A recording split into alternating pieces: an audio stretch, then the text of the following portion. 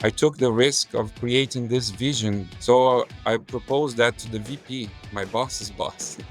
Over a weekend, I called him and said, you know what? I see myself helping the north of Brazil, and I would like to be a candidate to move to a new position there, to have the first executive role in a regional role, because this role did not exist.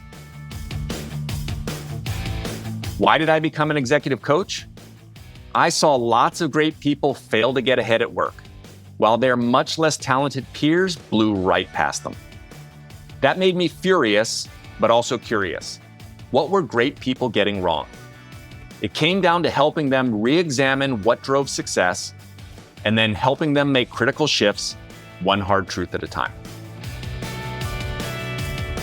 Feel like you're doing everything you were told, but you're not moving ahead at work nor having the impact you seek? Then welcome to 97% Effective with Michael Winderoth, where we skip feel-good, happy talk and engage experts in pointed conversations about what it really takes to move the needle at work and your career. So if you feel stalled or frustrated, or seek that extra edge as you move to the next level, then look no further. This is the Hard Truths Playbook you never got.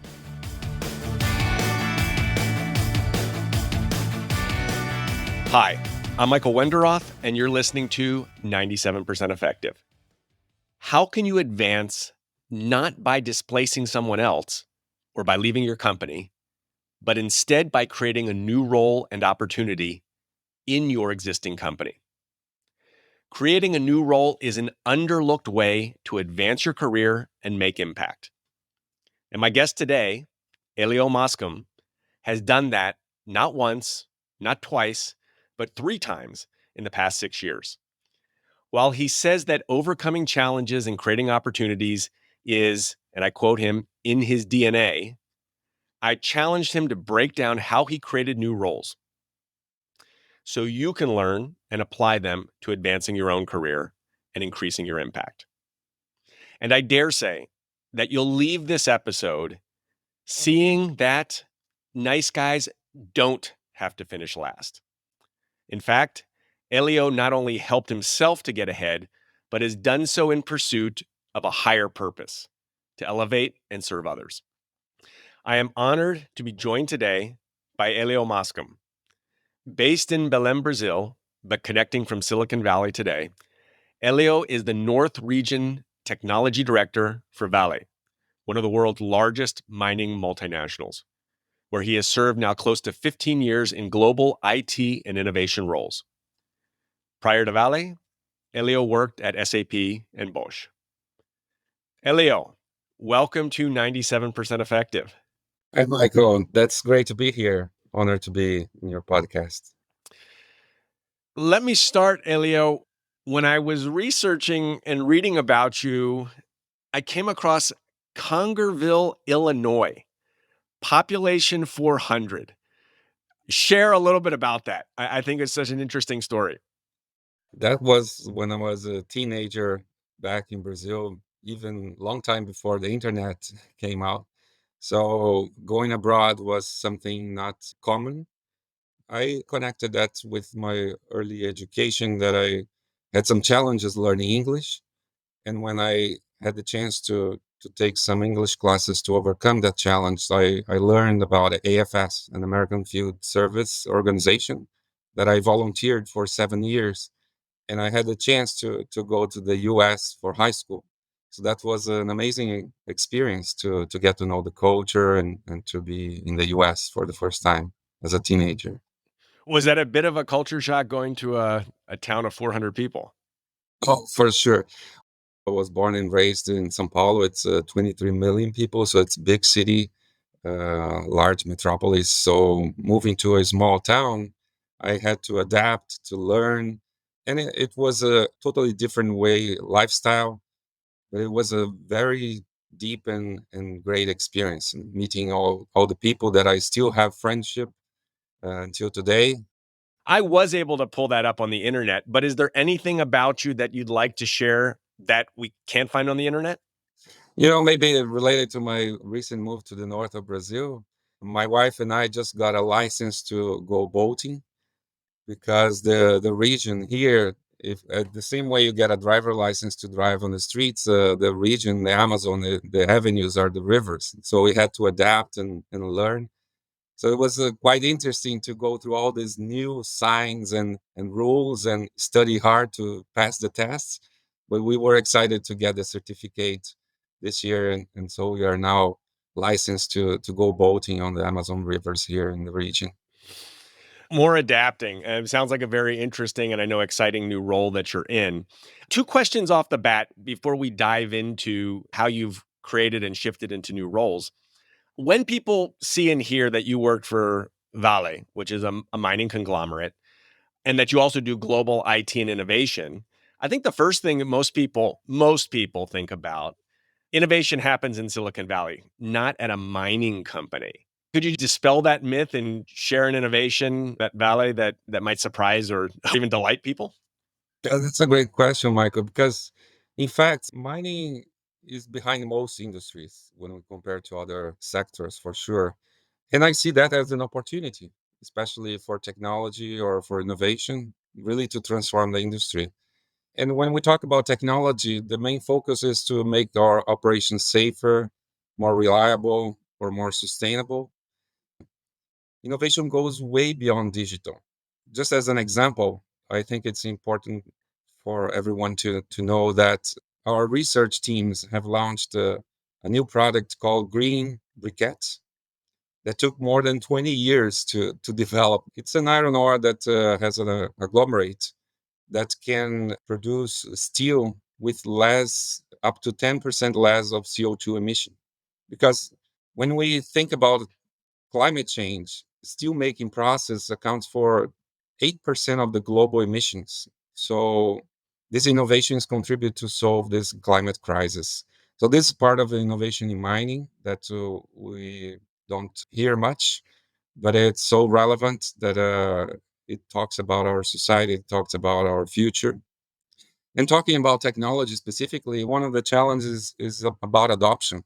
We can use AI with the telemetry of the trucks to get the data and provide with the algorithms the best way the drivers should drive the trucks, for example, in order to consume less diesel. This adoption is something that we underestimate in our technology projects. And I'll give you this quick example because it was remarkable. This institute in the Amazon called Amazon, they had been looking through data, monitoring the deforestation of the Amazon for many years, for decades, using satellite images and data. But of course, you are looking backwards in the mirror. When you see the problem, it already happened. So you cannot do anything. You're just reporting the deforestation. But using AI in partnership with Microsoft, we were able to predict the next year of the deforestation. When there was an illegal road, for example, seen from the satellites, it was really very likable that the entire region would be deforested in the upcoming months. So by using AI, it was possible to foresee where exactly the deforestation would happen. And then we put that on a public portal.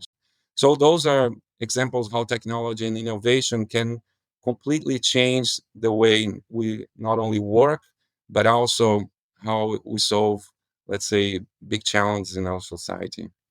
You're touching there on a lot on innovation around sustainability. And I think that is the other question that people have when they hear mining, they see it as the enemy, the extractor polluter. And I know we're going to talk about higher purpose. How do you connect your work to a higher purpose at Vale? Yeah, higher purpose is understanding our role in society, Michael, and not only by providing the products as we mentioned in a safe, reliable, and sustainable way, but even going beyond that. In the example I just gave with innovation to provide solutions for climate change. So how can we do it in a different way? And that was the discussion we've had in the company in the past couple of years to redefine our purpose as a company. And when we understand that our existence is to improve lives and transform the future together, we change our mindsets and change the way we operate as leaders.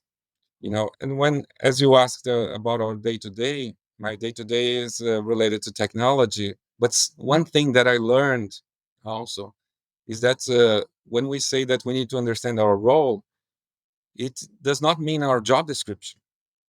And the key lesson I learned with a higher purpose is that we can go way beyond our job description. And when we say improve life and transform the future, of course, it's a very broad purpose. But when we connect that to our everyday tasks, not only in the operations, but also outside what we do with the society and how we can leverage our connections and partnerships in the entire ecosystem, we can create a much bigger impact.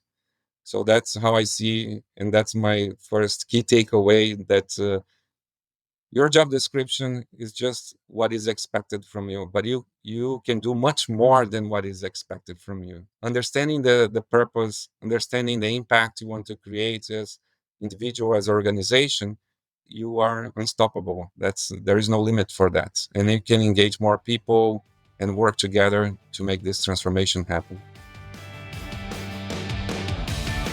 You've been listening to 97% Effective with your host, Executive Coach Michael Winderoth.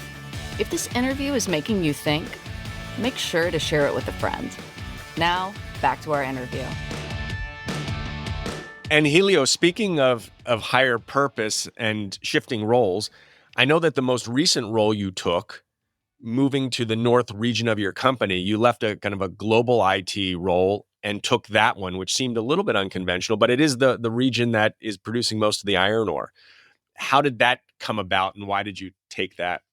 Yeah, Michael, it's really related to connecting to a higher purpose and not only a personal purpose to motivate you, but it's the higher purpose in the company for developing the region. And as the region accounts for most of our EBITDA, the results come here from the north, and it's a remote region. I understood that being physically here, I would be much closer to the operations to understand the pain points, to solve the problems here. At the same time that I was getting connected to the local people here to understand the talents, the potential that we have here, and to help develop even faster for a much better and sustainable future. So this combination of helping the business through the operations and technology and helping the community with developing the future and all the capabilities they might have for more entrepreneurship, that was a bigger motivation. Michael, you know that when we talk about building power, it is a combination of the skills and the will. So this will needs to be something beyond the job description, beyond the position, beyond the role. It needs to be something that really motivates you, that goes beyond yourself. So in this way, when you envision this higher purpose that motivates you, it builds this narrative in its energy. It's contagious. You can engage more people. You can be clear about the vision, and then you can accelerate the change because you have this strong will that connects with the company strategy, that connects with this future. So this is very important to have a very clear and bold aspiration as well, bigger than yourself. That's a great example. I mentioned that in the past 6 years at Vale, you have moved into new roles that have been created 3 times. And when I asked you to break that down, you were very thoughtful about it. And you came back and you said it comes down to 3 things. Number one, higher purpose. Number two, creating strategic coalitions with shared purpose. And number three, leveraging learnings from executive education and coaching. You've talked about that higher purpose. Let's talk about the second piece where you said creating strategic coalitions with shared purpose. Sounds a little bit like a cliche. So walk us through an example to make that tangible of how you follow that principle. Yeah, I think, Michael, that this coalition is first you need to have a very clear vision that you can share and engage others on that. And then you can leverage shared goals. So many organizations, a lot of people, they have also similar goals. So my let's say key word for that is understanding the sweet spot, the convergence. So when you understand the convergence of goals, you can leverage existing initiatives, you can mobilize resource, you can combine that into this, let's say, shared goal. And by understanding that, it's possible to engage partners, to engage other organizations. And this is something that you need to be very intentional. Even each communication you might have, you have to understand what you expect from the conversation, the communication, and what is the call to action for that. So, of course, not always you get the what you expect, but being very clear and vocal and sharing, you start getting traction into that. Helio, what does that look like when you say being vocal and communicating it out? I mean, you're a fairly humble guy. You're fairly mild mannered. When you say being vocal, what did that look like in your organization? How do you do that? Well, it's not being vocal about myself, but about this vision connected to the company. And you need to take risk, Michael. Mm. Just sharing here, for example, when this idea came about to move to the north, it was not foreseen or planned. We have the operations here for quite a few decades. Being here physically would make a lot of difference. So when I proposed that to my direct boss, that I wanted to be here, but not only help the operations, but also the community. The first reaction was like really seriously, because it was not, let's say, expected from him, and I had to work it out. So I took the risk of creating this vision. So I proposed that to the VP, my boss's boss. Over a weekend, I called him and said, "You know what? I see myself helping the north of Brazil, and I would like to be a candidate to move to a new position there, to have the first executive role in a regional role, because this role did not exist." So this came sharing the vision, the energy, and understanding the impact, positive impact it would bring for the community and for the organization. That got excited the VP, and the VP called my boss and said, "Okay, let's think about this. Let's plan this together. Let's make it happen."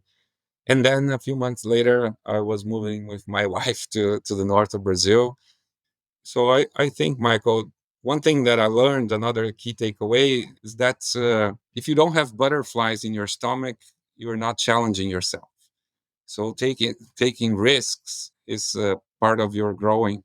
So my biggest motivation was really to make a difference here in Brazil, here in the north, contribute to the company, and of course that's a joint effort with so many people involved. And I'm just a catalyst to help make those connections and engage the people. So having this bigger challenge is the fuel that can help us take on bigger risks. And one thing to consider as well, especially when we have a family, it's a bigger challenge, because how can you convince your entire family for that? So I want to acknowledge here my beloved wife, Adriana, because she is my inspiration. She is fearless as well, and she shared the same purpose. So that's why having a bigger purpose that connects people and engage people help you to get allies. And she took the risk together, and that's not the first time. When we you said I worked for Bosch, so I had also an opportunity to go to Germany. So when we moved to Germany, our son Lucas was very young, 1.5 years old, and my wife also took on the challenge. So she pivoted her career as well and changed. We moved to Europe, and now we are here in the north of Brazil. So taking risk is having those butterflies and building the allies to make it happen. There is the stereotype that IT people are very rigid and conservative. You shatter a lot of that. And it's almost like you're less of an IT and you're more of a catalyst and a almost a politician in some of these things that you do to bring people to that larger vision, and communicate and bring that passion to them. Do you think of yourself building those coalitions as being a politician? No, I don't see myself like that, Michael. I understand that you need a lot of political skills to get to understand people, to understand their motivations and build your coalitions for sure. So if you talk about skills in a good sense, I would say yes. And technology is just a tool. It's let's say it's a means to achieve an end. So the more you understand the end goal, you bring all your skills. Helio, let's talk about this third key. You titled it Leveraging Executive Education and Coaching. You're really good at seeing opportunity, converging things together, and creating resources. Walk us through of how you follow that principle. The lead program opened up my mind with a lot of different frameworks and vision that helps be more effective in those alliances, and also a lot of connections from lead are very helpful as well. So just as an example, Michael, you know Deepti. So she was a few weeks ago giving a talk and talking to the innovation ecosystem here in the north of Brazil live. So Mm. using the connections from leads, there is a win-win situation where she's also expanding her global presence into other countries like Brazil. And I was able to bring her knowledge here to help the local community, not only the startups in the Açaí Valley, that is a vibrant ecosystem, innovation ecosystem here in the north of Brazil, but also with the angel investors from Brazil all together. So that was a very interesting exchange of experience from the Brazilian ecosystem with Deepti. So that's leveraging all the coalition that we have. The key point, Mark, another takeaway, we cannot embrace everything. We need to have a focus. And then we'll have multiple initiatives or fronts that somehow they add up, they reinforce each other into this bigger goal. So, for example, when I moved to the city here, I learned that there was a group called the Coalition for Impact. It's a group of senior leaders from the cities, like government representative, university professors, leaders from business owners. And I asked to join as an advisor from a big corporation. So I was there in this group to learn from the group what the potential is from the region here and how we can collaborate. And we are helping each other in many fronts. So this convergence. So joining a group would say, "Oh my God, are you taking an extra? How do you find time for that?" So you understand how that adds to your end goal. So it's not wasting time. It's really investing the time that you is going to produce much higher results from what you expect. And another key takeaway I learned, Michael, is that when we talk about convergence, you need a lot to have systems thinking. This system thinking is important for us to leverage a lot the final outcome. And one example is last week, this group that I just mentioned, the Coalition for Impact, the leader from the group, Abelen, he reached out to me and said, Helio, we just had a communication from MIT asking for a partnership here in the region to foster development. Which topic should we focus more? We are discussing here many alternatives. Should be mining, should be energy, should be bioeconomy. So creating silos. And then by talking with him, we discussed why not combine everything to a big challenge. For example, we have the climate change agenda, and let's say in mining, that's a big topic. For example, we have a railroad here in the north that we operate. It's more than 1,000 kilometers long, and today we use diesel fuel, and we need to change the fuels or the energy to transition to a cleaner energy. So if we focus on energy for logistics, like heavy assets, and that's part of mining, and that can be part of bioeconomy with biofuels and so on. So we are potentializing all those, let's say, impact together. So the more you think in a system thinking, you can get more allies and supporters, because then I can bring this case to the energy department in our company. I can relate that to mining, and we can relate that to help the communities here creating new business opportunities and have the support from MIT in that. There's a great example of how you combine all these things. Yeah, Michael, I believe that the connection with the company's strategy for sure in this future, it's not thinking short term, it's thinking more long term. Just to give you a quick example, the Vale Fund, the team there, led by Marcia Soares in this specific front for the Amazon, is leading or supporting a program called Amazon Journey that is creating more than 200 startups here in the region.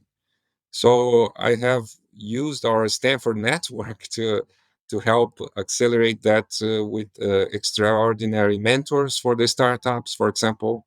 So I'm not using or leveraging the resource for myself, but for that's a bigger cause, that's a higher purpose, and you can see the results. It's extraordinary, the this connection with the local ecosystem to help and to see how the also the Stanford community engages not only the Brazilian leaders but also the global leaders. So that's how I see when you combine that higher purpose with the company strategy with the organization. I think you get much more support. Helio, a lot of what helped you early on was you started to speak around certain topics, design thinking. You got elected as the chairman of the International Advisory Council on Mining. Articles were then written about you. A lot of people feel very uncomfortable, like that they're in the spotlight there. But that did raise your profile and also get things going in this higher purpose. What would you be advising others who feel reluctant to be in the spotlight because you stepped in there and brought innovation and this thinking to the larger organization? Yeah, it's about the mindset, Michael, because when it's not about you and you're on the spotlight for a higher purpose, as we mentioned, something beyond you and something that you can be proud of, and a lot of people will be proud of. So that gets attraction instead of reaction. Those spotlights also help you to leverage more connections and resource. Mm. Everywhere you go, you're learning. That's something we talked about at the beginning. We talk a lot about learning, but we don't talk as much about unlearning habits or previous ways of thinking. On this journey that you've taken, have there been things that you have rethought or unlearned to help advance your organization and yourself? Yeah, Michael, I think the biggest learning that I had that completely changed my mindset is facing failure as a gift in a way that you can learn from the failure and pivot. And then, for example, my role here in the North region, previously I had a global role that was including the North region. When I was here close to the head of the operations here in the North and talking to him, and then just by asking, for example, in a scale from 1 to 5, what was the grade he would give to technology based on his expectation, he gave 1. So I took that, why? Understanding the first reaction, of course, you say, how come we are working so close together? We built plans together. So what is happening? So understanding that failure, why it's so low and what else could be much better, helped me even to understand the reason why I should be here in the north of Brazil to be even much more effective. So instead of reacting in failure, just trying to deny it, we need to learn from it, and those are the main levers of opportunities that can take into your career because you can learn fast, pivot, and then take on even bigger opportunities, and challenges. So, Elio, as we come to the end here, is there any question that I haven't asked you or anything that you would call out? Well, Michael, as we spoke a lot about taking risks, one thing that I learned, it's very common for us to become anxious, to have doubts. Oh my God, I'm moving to the north? Is it going to work, not work? So those type of questions, they usually paralyze us, they block us. And what I learned even from coaching was that when we shift our mindset and question, instead of saying, am I capable, or self-doubt, into what is missing, our minds change into problem solving. So if you say, okay, if you're not sure what is missing, then you start listing everything that is missing. Maybe you need to get more information about something. Maybe you need to talk to some people. Maybe you need to do something. And this problem solving mode gives you into more action. So taking risks and with a mindset of learning and problem solving accelerates everything that we can achieve, and helps us overcome this anxiety. As I told you, if we don't have the butterflies in our stomach, we are not growing, we are not challenging ourselves. So that's something I learned that I would like to share here, that has helped me a lot. And still today, when I face myself with some doubts, say, hey, what's missing? And then I jump into problem solving mode, and into understanding first the problem, of course, and getting it fixed, or yeah, moving on. Fantastic lessons, and I appreciate you taking the time to share that with us. Aside from people flying down to the North region, to Belém, Brazil, to meet you, how do people most see what you're doing or get in touch with you? Well, it would be great to have everybody here in Brazil. And as an advice, next year is going to be the global summit. The COP30 is going to happen here in Belém. And that would be great to meet a lot of folks in Brazil. And then meanwhile, we can connect through LinkedIn. I think LinkedIn is still a good way to connect people, and then we can work together on specific goals, shared goals. That would be great. Helio Mosquim, fantastic. Thank you for joining me on 97% Effective. Thank you, Michael. That was a great pleasure. Thanks for listening to 97% Effective, where we skip happy talk and help you break through and ascend, one hard truth at a time. Help others discover this show. Leave a review and rating wherever you listen to your podcasts. And if you like what you heard, you can get free resources, including the first chapters of Michael's book, Get Promoted, on his website, www.changwenderoth.com. That's www.changwenderoth.com.